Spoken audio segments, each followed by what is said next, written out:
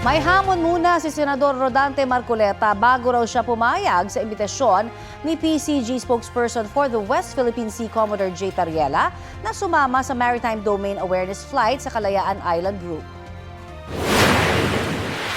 Bago yun, pakisabi niyo kay Commodore Tariela, kasama si Justice Scarborough.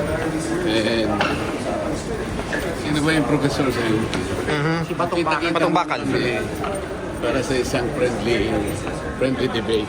Bago pa yung pagpunta doon.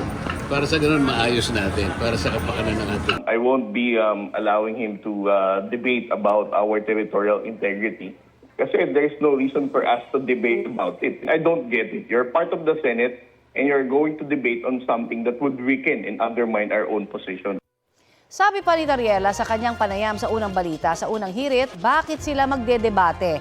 At sa kabilang panig ang ipapaliwanag ni Marcoleta habang sila ang nasa panig ng mga Pilipino. Si retired Supreme Court Associate Justice Antonio Carpio naman payag sa debate.